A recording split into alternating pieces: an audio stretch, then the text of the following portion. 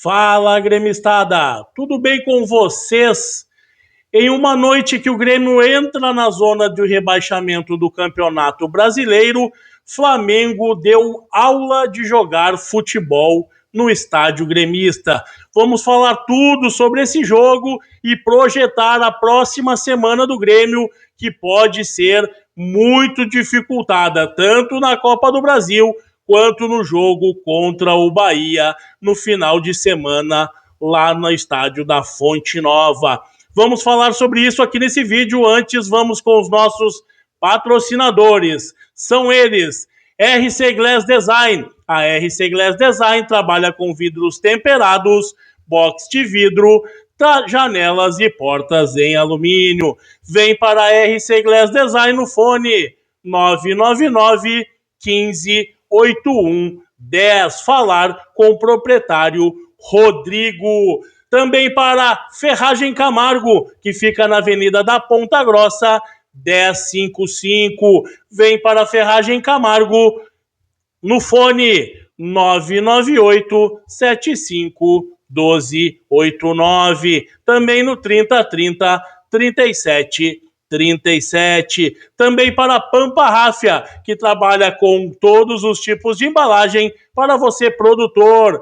Embalagens para produtos como sementes, rações, Big Bag e muito mais. A Pampa Ráfia tem entrega em todo o nosso país e o fone da Pampa Ráfia é 982 410708. Falar com o Anderson ou com a Daiane. Também para a SOS Car Autoservice, localizada no bairro Tristeza, e o fone da SOS Car Autoservice é 992 046886. Falar com o Márcio, que é o proprietário da SOS Car Autoservice, que fica na Avenida Pereira Neto, 1314. Iniciando então esse vídeo debatendo sobre o jogo ruim que o Grêmio teve na Arena do Grêmio, onde foram 30 mil torcedores do Tricolor, onde o Flamengo deu uma aula de jogar futebol dentro do nosso estádio.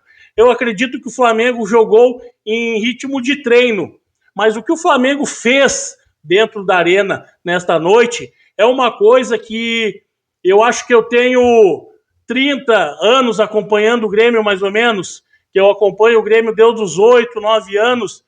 Eu nunca tinha visto uma disparidade tão grande de um time sobre o outro. Nem na final da Copa do Mundo, que o Brasil tomou 7-1 da Alemanha, teve uma disparidade tão grande de um time contra o outro. O Flamengo treinou em Porto Alegre. O Flamengo fazia triangulações, entrava na área do Grêmio, finalizou 2, 3 bolas na trave. O Everton fez diversas defesas. O Flamengo jogou como quis. Saiu muito barato o 1-0 para o Flamengo em cima do Grêmio na Arena nessa noite. O Flamengo jogou um futebol para ganhar de 3, 4, 5, 6-0 dentro da Arena. O Grêmio que jogou com 3 zagueiros, lembrando que o Grêmio jogou com um time que nós havíamos falado no vídeo de ontem, foi a mesma escalação, a única dúvida era o Balbuena ou o Luiz Eduardo. Jogou o Luiz Eduardo, então a gente adiantou aqui ontem, no vídeo de ontem à noite, a escalação do Grêmio. Só que o Grêmio jogou com uma linha de 3 zagueiros, sendo que os 2 laterais jogam posicionado lá atrás, não conseguem sair de trás. No jogo de hoje não conseguiram sair de trás. Então o Grêmio ficou com uma linha de 5 jogadores atrás. O Pavon era o único que às vezes tentava passar, mas ficou com uma linha de 5 jogadores atrás e 2 volantes que não têm qualidade de sair para o jogo. 2 primeiros volantes, que é o Noriega e o Pérez.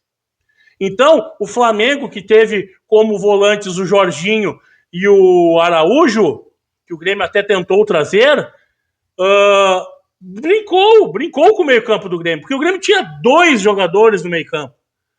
Gente, é o beabá do futebol. Se tu vai jogar com 3 zagueiros, os teus alas têm que se somar ao meio de campo para povoar o meio de campo e dar saída para o time. O Grêmio ficou a 70% de bola, 75% de posse de bola o Flamengo teve no jogo. Os dois zagueiros do Flamengo no segundo tempo jogaram o tempo inteiro dentro do campo do Grêmio. Eles estavam, tanto é que o gol do Flamengo surge de um lançamento do Léo Ortiz por cima da defesa do Grêmio, aonde teve o cruzamento do Emerson Royal e o gol do Flamengo saiu por ali. Então, os zagueiros do Flamengo jogaram dentro do campo do Grêmio, o Amuso, que era o atacante ao lado do Carlos Vinícius, e o Carlos Vinícius dentro do campo do Grêmio, e o Flamengo e o Grêmio com uma linha de 5 lá atrás, sem saída nenhuma de jogo. O MEC mais teve que marcar na partida do que jogar. Algumas escapadas que o Grêmio teve ainda foi com o MEC. E mais uma vez o nosso treinador fez mudanças burocráticas. O Thiaguinho ser reserva do Pérez é um absurdo. O Thiaguinho hoje jogou 30 minutos, o Thiaguinho não errou um passe. Deu saída de jogo, virou o jogo, fez passe curto. O Pérez não acerta um passe, o Pérez não consegue fazer nada no jogo. Ele não é um cara desarmador, ele não é um cara que saia rápido pro jogo, ele não tem bom passe, ele não chega na área como um volante, que poderia chegar na frente. Ele não tem nada. Quando o volante não tem a capacidade de chegar, ele tem que te dar um estofo atrás marcando. Ele não tem nenhuma coisa nem outra. É um escândalo o Thiaguinho ser reserva do Pérez. É um escândalo. Então, recapitulando, entrou o Thiaguinho no lugar do Pérez, um volante por outro. Aí ele colocou o enamorado na ala, barra extrema, no lugar do Pavon, que é um jogador igual ao outro. E aí ficou no 3-5-2 o enamorado como ala direito. Aí ele tirou o Amuso e colocou o Bright White. O Grêmio não tinha saída nenhuma de jogo, ele não mudou em nenhuma peça no meio-campo, além do Thiaguinho, que entrou no lugar do Pérez. Ele não tentou colocar o William para fazer uma criação, ele não tentou mexer no meio-campo, ele mexeu e a gente passou o jogo inteiro com 3 zagueiros sem necessidade. Porque o problema do Flamengo não era os 3 zagueiros do Grêmio. Os 3 zagueiros do Grêmio estavam postados lá atrás, mas eles estavam entrando igual. Por quê? Porque eles vinham ganhando espaço pelo meio de campo, onde o Grêmio tinha 2 jogadores no meio campo. Não existe um time de futebol ter 2 jogadores no meio de campo. Então, falando sobre o resultado, perdemos, entramos na zona de rebaixamento, como eu já vinha falando nos outros vídeos, que a gente tinha muito perigo de entrar nessa zona de rebaixamento até a Copa do Mundo. E aí, pessoal, vamos ter que agora brigar contra o Bahia fora de casa, sendo que o Grêmio não consegue jogar contra ninguém fora de casa. Ninguém. Nós vamos brigar contra o Bahia para tentar sair da zona de rebaixamento. Se o Grêmio não pontuar na Bahia, o Grêmio vai ficar afundado dentro da zona de rebaixamento, sendo que daí nenhuma vitória depois vai tirar o time da zona do Z4. É uma semana importantíssima, porque nós temos o jogo na quinta-feira contra o Confiança lá em Sergipe, pelo segundo jogo da Copa do Brasil, e já domingo na Bahia, decidindo um jogo importantíssimo, porque tem que ter 3 pontos, não pode ser empate, tem que ir lá para tentar ganhar. Não adianta o empate, porque o empate nós vamos ficar na zona de rebaixamento. Todas as equipes que estavam ali atrás venceram. Corinthians venceu, Mirassol venceu, Santos venceu. O único time que estava ali atrás e não venceu foi o Inter, que acabou empatando fora de casa contra o Curitiba. Então, a situação do Grêmio é muito preocupante. O Grêmio não mostra nada de evolução. Os jogos que o Grêmio acabou ganhando foi contra equipes fracas, equipes que não têm qualidade, por isso que o Grêmio acabou fazendo as vitórias. Pegou um time de melhor qualidade e já se viu que não tem nada. O treinador não conseguiu ler o jogo, que era no meio campo que teria que ter sido a mudança. Ele terminou com 3 zagueiros e o Grêmio sendo envolvido, os 3 zagueiros. Por quê? Porque no meio campo o Flamengo vinha como queria. Aí quem joga futebol chega na intermediária do adversário com a bola dominada e com a qualidade dos jogadores do Flamengo, pode ter 4, 5 zagueiros de boa qualidade, tu não vai conseguir segurar. A qualquer momento tu vai vazar. Então, um treinador que ganha quase 2 milhões com a comissão técnica, chega para praticamente a 2 milhões, não conseguir ler uma situação que era o meio-campo do Grêmio que teria que ter povoado com um cara mais de criatividade, gente, isso é um escândalo.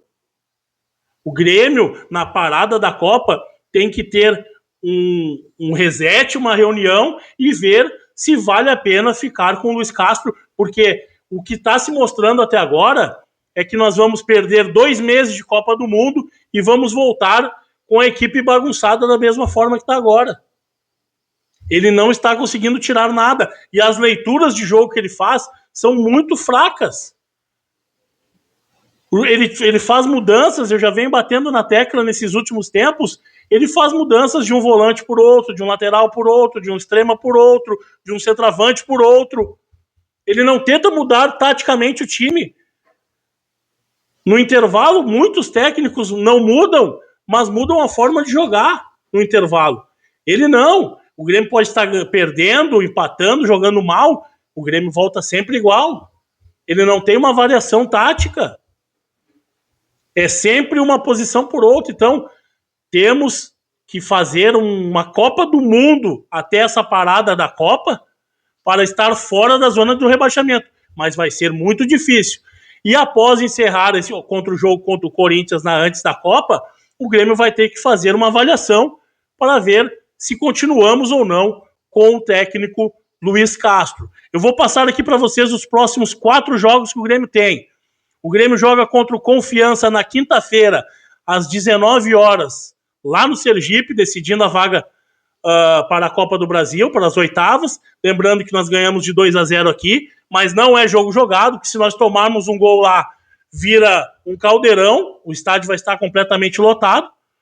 Depois, no domingo, contra o Bahia, nós temos às 4 horas lá na Fonte Nova o jogo contra o Bahia, que é outra decisão. O Grêmio tem que trazer os 3 pontos, não pode adiar. O Cruzeiro, nessa rodada que estava atrás do Grêmio, foi lá, ganhou do Bahia lá dentro da Fonte Nova. O Grêmio tem que ir lá para vencer o jogo.